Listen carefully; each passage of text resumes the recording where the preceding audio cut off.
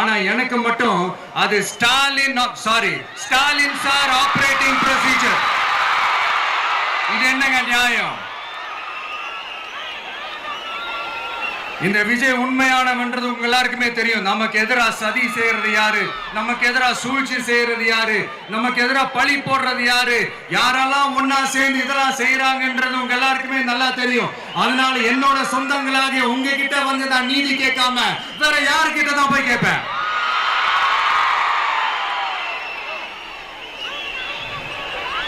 செல்ஃபே எடுக்காத ஒரு கூட்டணி கணக்கு,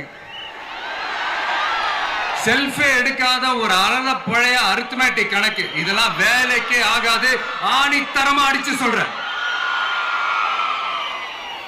அப்புறம் இந்த காசு கொடுத்து ஓட்டு வாங்கிடலாம்னு கனவு காண்றாங்கல்ல, அதுவும் இந்த விஜய் வந்ததுக்கு அப்புறம் நடக்கவே நடக்காது. வண்டி வண்டியா கொண்டாந்து குட்டுவாங்க. 1000, 2000, 3000, 4000, 5000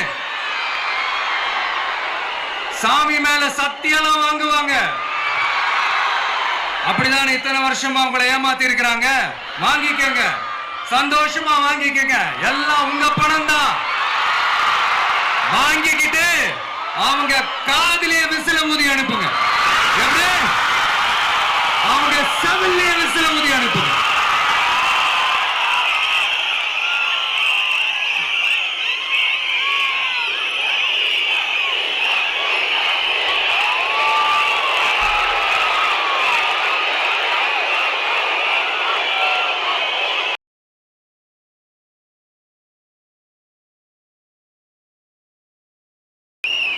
ஜென்சி அடுத்த இளம் தலைமுறையினருக்கும் நான் சொல்லணும்னு நினைக்கிறேன். இந்த பணத்தை கொடுத்து ஏமாத்தி ஓட்டு வாங்குற அந்த கலாச்சாரம் ஒழியணும். பணத்தை கொடுத்து ஏமாத்தினா ஏமாறுவீங்க. உங்களை தான் கேட்கிறேன். பணத்தை கொடுத்து ஏமாத்தினா ஏமாறுவீங்க. எல்லாரும் கொஞ்சம் கை இப்படி வைங்களேன் எனக்காக. நான் சொல்றதை கொஞ்சம் ரிப்பீட் பண்ணுங்க. எங்க ஓட்டு எங்க உரிமை. எங்களை யாரும் விலைக்கு வாங்க முடியாது.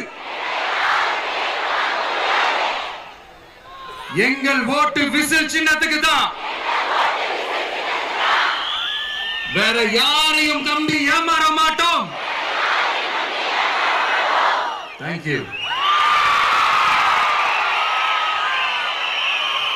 கேட்டுச்சா சார்? இனிமே நீங்க கொள்ளையடிச்சு வச்சிருக்கிற பணம் எல்லாம் வேஸ்டா போகுது. குப்பையில தான் தூக்கி போடணும். உங்களுடைய இந்த ஊழல் ஆட்சியும் மக்கள் குப்பையில தான் தூக்கி போட போறாங்க. அடுத்து ஒவ்வொரு வீட்டில் இருக்கிற என்னுடைய குட்டி நண்பா நண்பீஸுக்கும் நான் சொல்லணும்னு நினைக்கிறேன். வீட்டில் டிவியில உட்கார்ந்து இந்த பிரச்சார மீட்டிங்லாம் பார்த்துட்டு இருப்பீங்க. உங்களையும் உங்களுடைய ஃபியூச்சரையும் மைண்ட்ல வச்சுக்கிட்டு தான் நாம அரசியலுக்கே வந்திருக்கிறோம். அதனால எனக்காக நீங்க ஒண்ணு செய்யணும். தொடர்ந்து செஞ்சுக்கிட்டு தான் இருக்கிறீங்க. நான் நிறைய கியூட்டான வீடியோஸ்லாம் நான் பார்க்கிறேன். லைக் உங்க அம்மா அப்பா கிட்ட மைக்க நீட்டி யாருக்கு ஓட்டு போடுவீங்கன்னு கேட்டா பின்னாடி இருந்த அந்த பையன், அம்மா விஜய்னு சொல்லுவா, அப்பா விஜய்னு சொல்லுப்பா அப்படின்னு நிறைய அந்த கியூட்டான வீடியோஸ்லாம் பார்க்கிறேன். அதை தொடர்ந்து தயவு செஞ்சு அதை தொடர்ந்து கண்டினியூ பண்ணுங்க. உங்க வீட்டில் இருக்கிற உங்களுடைய அப்பா அம்மா தாத்தா பாட்டி பெரியப்பா பெரியப்பா சித்தி சித்தப்பா அத்தை மாமா ஓட்டு போடுற வயசுல இருக்கிற அண்ணன் அக்கா எல்லாரையும் விசில் சின்னத்துக்கு ஓட்டு போட சொல்லுங்க. விசில் சின்னத்துக்கு ஓட்டு போட வைங்க.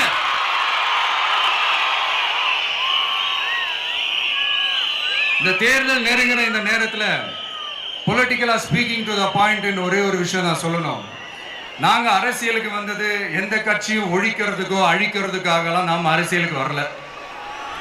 யார் மேலேயும் தனிப்பட்ட ஒரு வன்மமோ இல்ல தனிப்பட்ட கோபமோ அப்படிலாம் யார் மேலேயும் கிடையாது. இந்த மற்றவங்க மாதிரி இந்த வெறுப்பு அரசியல் பண்றதுக்காகலாம் நாம அரசியலுக்கு வரல. அரசியல் ரீதியா நம்மளுடைய எதிரிகள் யாருன்னு டிக்ளேர் பண்ணிட்டு தேர்தலில் நின்று ஜெயிச்சு மக்களுக்காக எங்களுடைய நன்றி கடனை செலுத்துறதுக்காக தான் நாம அரசியலுக்கே வந்திருக்கோம். Just want to make this clear. அவங்களை கேள்வி கேட்கறதுக்கு முன்னாடி அவங்களோட இயலாமையை மறைக்கிறதுக்காக இந்த ஏ டீம் பி டீம் இதெல்லாம் கூட சேர்த்துக்கிட்டு ஒரே விஷயத்த சொல்லி அழுவுறாங்கல்ல. என்னன்னு சொல்லி அழுவுறாங்க? அனுபவம் இல்லாதவங்களால எப்படி ஆட்சி அதிகாரத்தை செய்ய முடியும் அப்படின்னு ஒரே விஷயத்த சொல்லி அழுவுறாங்கல்ல. அந்த அழுகைக்கு நாம ஒரு பதிலடி கொடுக்கணும்ல. மக்களே, நான் உங்களையே கேட்கிறேன், தெரியாம தான் கேட்கிறேன். இந்த அனுபவம் அனுபவம் அனுபவம்னு சொல்றாங்களே, அதிகாரத்தை வச்சு மக்கள் பணத்தை கொள்ளையடிச்சதை தாண்டி வேற ஏதாவது கொம்பு முளைச்ச பெரிய அனுபவம் இவங்களுக்கு இருக்குதா?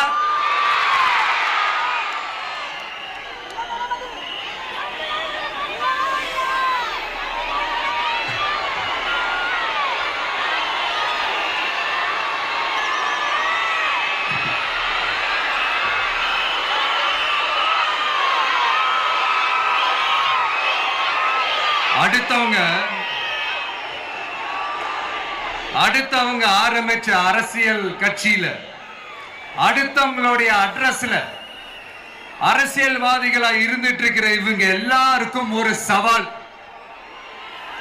என்ன மாதிரி தனியா என்ன மாதிரி சொந்தமா ஒரு கட்சி ஆரம்பிச்சு 1% அட்லீஸ்ட் 1% வாக்கு வாங்கி காட்டுற அந்த தில் இருக்குதா, திராணி இருக்குதா?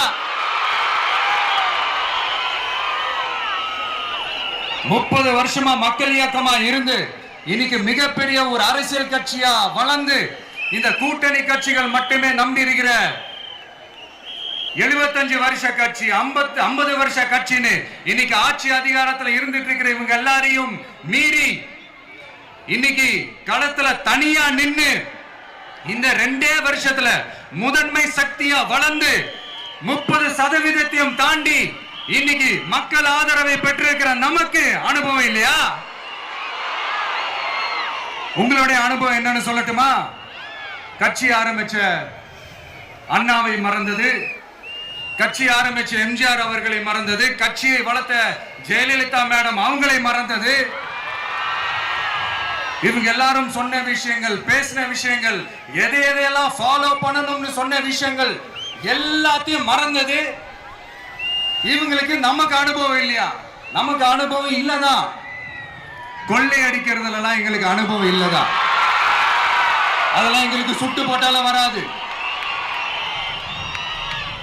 இந்த கொள்கையை பேருக்கு மட்டும் வச்சுக்கிட்டு நேரடியா சரண்டர் ஆகிறது, மறைமுகமா சரண்டர் ஆகிறது, இந்த மாதிரி அனுபவம் நமக்கு இல்லதான். அதுவும் நமக்கு சுட்டு போட்டாலும் வராது. மக்களை நேசிக்கிற நல்ல குணம் இருந்தா போதும்யா. நல்ல சூப்பரான ஒரு நல்லாட்சி கொடுக்கலாம். நல்லாட்சி கொடுக்கிறதுக்கு மெத்த படிச்ச மேதாவிகளா இருக்கணும்ல ஒன்னும் அவசியம் இல்ல. காமராஜர் அவர்கள் மாதிரியோ எம்ஜிஆர் அவர்கள் மாதிரியோ மக்கள் சக்தியின் துணையால, மக்கள் மேல அக்கறையா இருக்கக்கூடிய நல்ல அதிகாரிகளின் துணையால சூப்பரான ஒரு நல்லாட்சி என்னால கொடுக்க முடியும், செஞ்சு காட்டுறேன்.